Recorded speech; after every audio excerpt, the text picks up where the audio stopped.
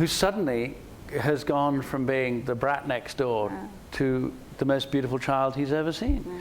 And I think that one of the most poignant things about the story is that the things he sees, which are all like visions of beatitude or kind of, you know, holy revelations, are all completely and utterly mundane, everyday things. The sunset, which looks like a vision of paradise, is just smog. The most beautiful face he's ever seen in his life is the hustler outside the liquor store. I know he happened to cast the most beautiful. That guy's a supermodel. I know. But he's heightening things because this is George's perception. I mean, let's say we're seeing things through George's eyes. Let's say we had the opportunity to go back and look at the actual things George saw that day. And if we were there, we might go, no, the sunset wasn't really that red. And the sunset was smog, but I mean, it's, you know, it's pollution. And if we went back there, that wouldn't be, you know, the hustler outside the liquor store probably wouldn't have been played by John Cortajarena, you know, who is a supermodel. He would just look like any other hustler outside the liquor store.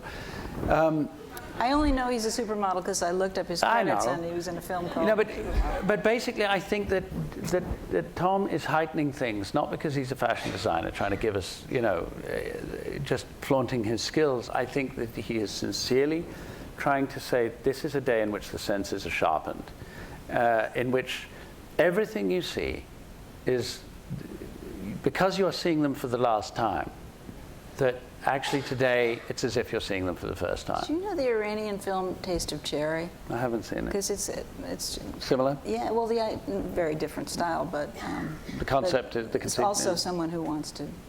Well, I mean, listen, Dennis Potter gave the most really almost painfully poignant series of interviews as he was dying. Dennis Potter, the great English writer. As he was dying of cancer, he basically decided to discuss his illness and the process of dying publicly. And he talked about flowers. I mean, there's a moment where George sees a rose, and again, he knows in his mind that's the last rose he'll ever see. So it's more than just a rose. You know, it's a spiritual experience. And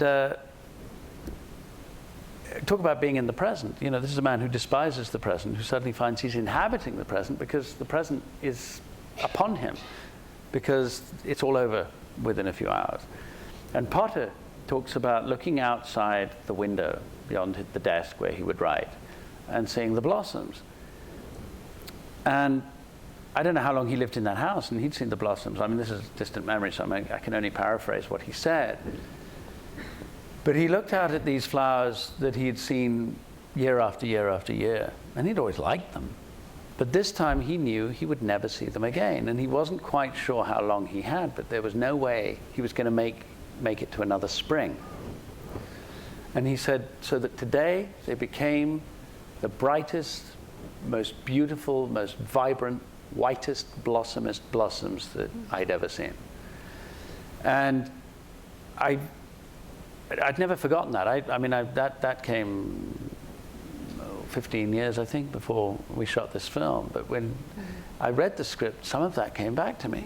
That whether it was about the way a woman wears her hair, or the perfume that she's wearing, or the way a dog's ears smell, or the way that just a young boy's face looks, and he's not trying to have sex with this guy, or the way a child looks on this particular day, a child he's seen every day of his life, who today is an angel because he'll never see a child again, or whether it's the owl in the back garden, or breathing the night air, which is just in his own backyard, but tonight it's the night air that is basically feeling like the world just came into being, and it has all this freshness. These are all things that conspire to make him want to live. You know, so people ask me, is the film depressing? You know, it's about a man who wants to die. I think that, you know, we should all be so lucky to have a day like that. When people mention the film, I find they number one, they talk about your performance, and number two, they all talk about the same scene, which is the scene with the telephone. How did you do that? I don't know. I mean, you know, I acted the script. I mean, Tom pointed a camera at the chair, and switched it on, and there we were. You only had 21 days. Did you do that over and over, or is that an early take? Or? That was the day I was talking about where Prop 8 passed, and it was also the day that Barack Obama won the election in this country, and there was general euphoria, and I shared in that, and so I was feeling pretty happy, actually. In fact, just as we were about to go for a take, the sound guy took off his cans and played McCain's concession speech, and so there we were, kind of, we didn't know each other very well. That was about the 4th day of the shoot, or the 5th day, I think, and we were just, beside ourselves with relief. And Tom, basically, I think the magic that he has as a director is that he allows space for things to happen, even though there is no time. Something I touched on earlier, the illusion of freedom when there really isn't any, the illusion of time when actually we don't have any. There was never any haste, and frankly, he just allowed me to inhabit the moment.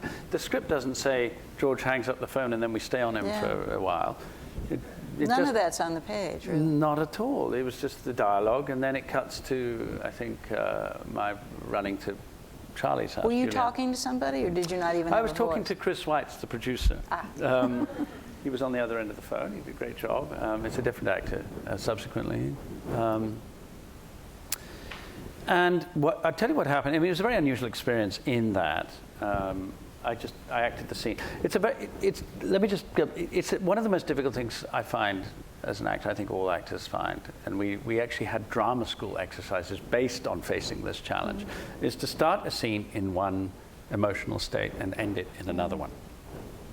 If you have a scene of emotional devastation, we all prefer as actors to prepare the emotional devastation before the camera rolls, and you can sit there for a while and get quiet and use music or whatever it is you use, and and then say, I've got my emotional devastation prepared. Roll camera quickly before it goes away.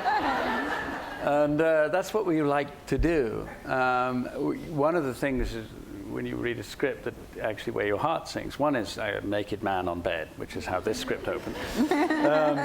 And the other is, George picks up the phone, perfectly happy, chat. Bad news, terrible news. You've got to end the scene, and however you end the scene.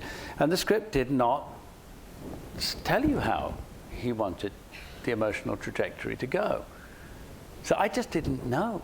I thought there wouldn't be any tears here. I thought you just hear the news, you kind of numb, and then we cut to a scene later of devastation. So I didn't have any plans for it, and I don't think Tom did. He just thought he'd see what happened. But for the sake of seeing what happened, he did something which I think was inspirational, which is no notes, no verbal instructions, just go, action. Play scene, put phone down, and I just noticed he wasn't saying cut. And we just went on and on and on, and I just sat in that chair. I don't quite know how long it takes for a magazine of film to roll out. I think it felt like 10 minutes, I think. Somebody said it was 11 minutes, I'm not sure. And no one said cut. The magazine just went and rolled out. And so I knew we were done. They weren't in the room. The only people in the room were the camera operator and the sound guy with the boom mic. The others were in another room watching a monitor. And I thought, well, the magazine's rolled out. How are we doing? And I went into the next room, and they were all emotional. I would think everybody must have been crying. And then Tom didn't really say anything. He just said, well, let's do that again. They put another magazine of film in. We did all of it again. So the tricky thing really was just having to go back to Happy to start the scene. So it was like picking up the phone. Oh, I've been waiting for your call all day. It's been raining. Oh, how you been saying? And then just go through the journey again. And then he let the magazine roll out again, and then he did it again, and he put another magazine on. So we had 3 of those, and then he did a shot from the side.